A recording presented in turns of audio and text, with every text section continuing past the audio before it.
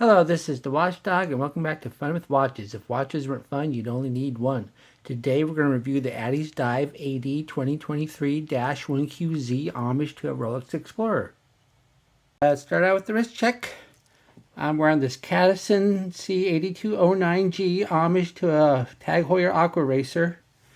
And Greg was wearing my genuine, not an homage, Tag Heuer Aqua Racer. Grogu said he and Mando were walking through Mos Espa and they came to a fork in the road and weren't sure which way to go. To the left was a crowd of tenants protesting Boba Fett, whose syndicate had recently taken over the majority of apartments and just raised everyone's rent for the next year. And to the right was a bad accident involving a bantha and a land speeder. They ended up taking the path of least resistance.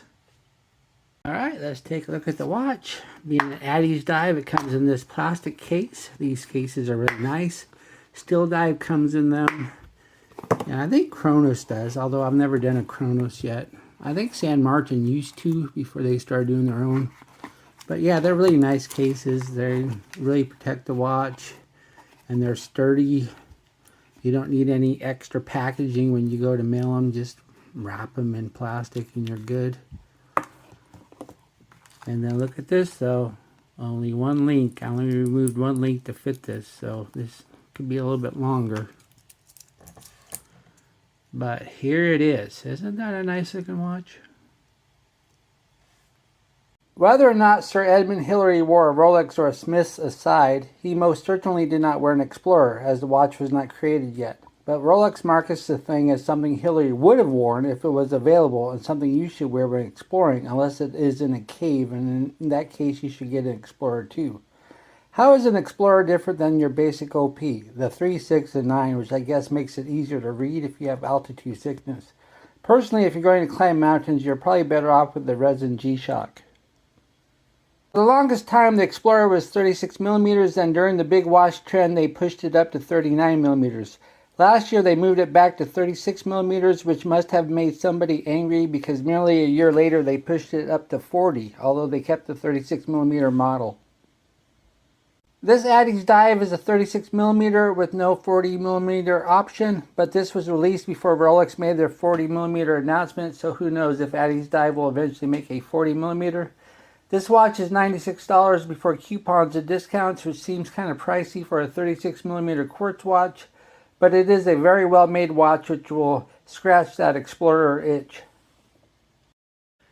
The watch is 36mm at the bezel, 45.8mm lug to lug with inverted end links.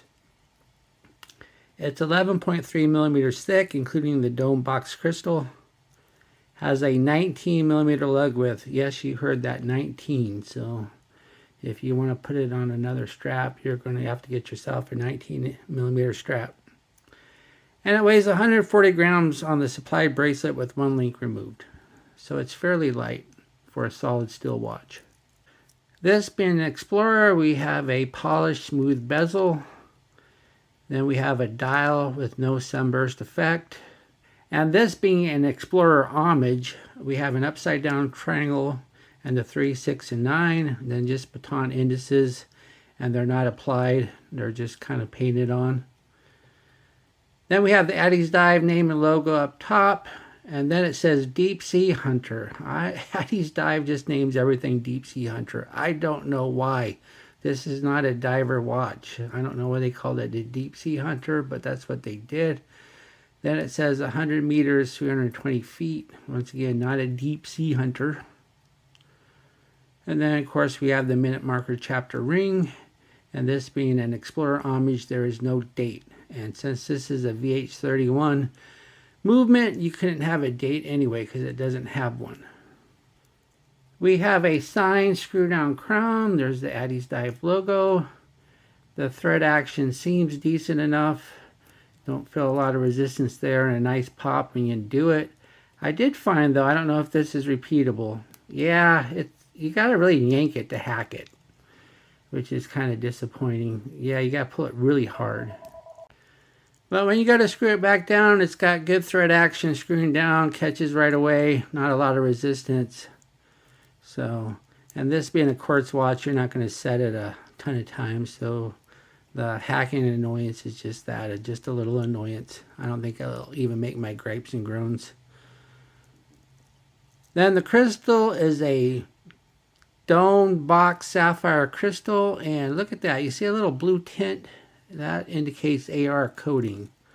So that's always nice to have on a sapphire crystal, because the sapphire crystal has a lot of reflection. So as you can see through it just fine.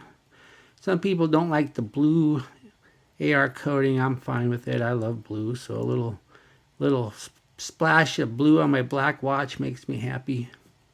Then we have a solid steel case, polished on the sides, brushed tops and bottom. And of course this is an oyster style. And then for the case back, we have the ADDIESDIVE name and logo. And then it says 100 meters. And then it also says all stainless steel. Then it says Deep Sea Hunter.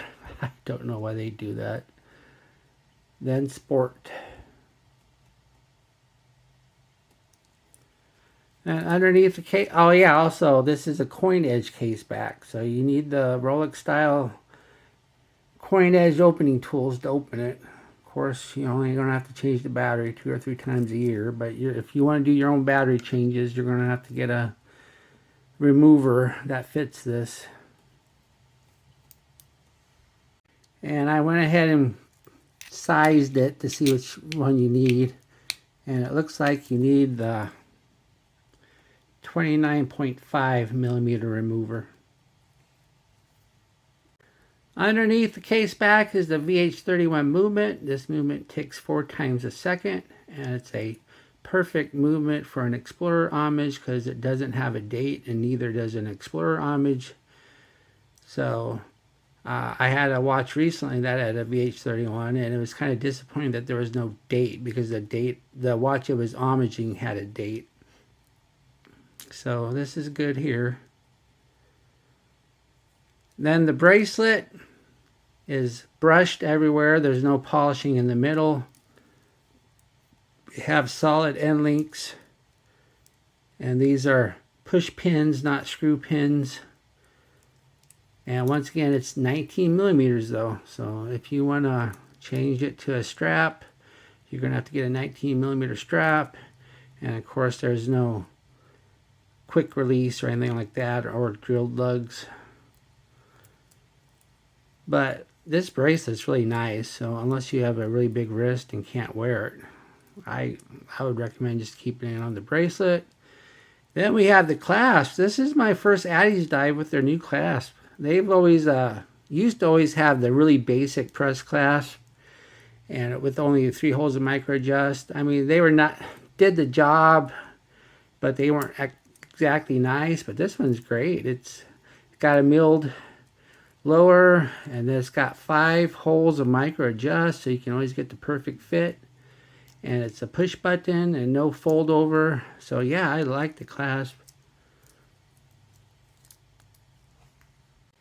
Here's the watch on my 7.5 inch wrist. I kind of wish it was a 40 millimeter watch like the new Explorer that just came out, but it's not. But I mean, it looks nice. I just prefer a bigger watch, but I like it. And look how flat it fits. It sits really nice on the wrist. It's light. So yeah, it's nice. Here we are in the Lume room. ADDIESDIVE have always had really good Lume considering the price, and this one is no exception. As we speed up the time, the hands are doing quite well. The indices, however, are fading much quicker, but it is the hands that matter. Too many watch companies will give you blazing index Lume with weak hands. It's nice to know ADDIESDIVE has their priorities straight. What do I like about this watch? Well, I like the fact that it has inverted end links. Makes it wear nice. I like the fact that it has a VH31 movement that ticks 4 times a second, so you don't have to worry about the second hand not lining up. And I like this new clasp that's milled and has 5 holes of micro adjust. And I like the fact that the hand lume's actually better than the index lume. A lot of these Chinese homage watches, it's the exact opposite, and it's the hands that matter. What are my gripes and groans? Well, it's kind of pricey for a 36mm quartz watch. It's almost $100. So look for sales and coupons and what have you. Bracelet needs another link because otherwise you won't fit an 8-inch wrist. And I really do wish they made a 40mm version of this. Do I recommend this watch? Sure, this is a great watch that looks a lot like a 36mm Explorer. The BH31 gives you the convenience of a quartz without annoying secondhand alignment issues. The watch is a little small for me, but has been a complete joy to wear. Now that Rolex came out with a 40mm, you might have a shot at getting a 36 at the AD, so this might be a good thing to get to see if you like wearing that size. Well, thank you for watching my review of the ADDIESDIVE AD2023-1QZ, and I will be back with another review, more than likely that Cadison I'm wearing. Be sure and like and subscribe to my channel. Bye.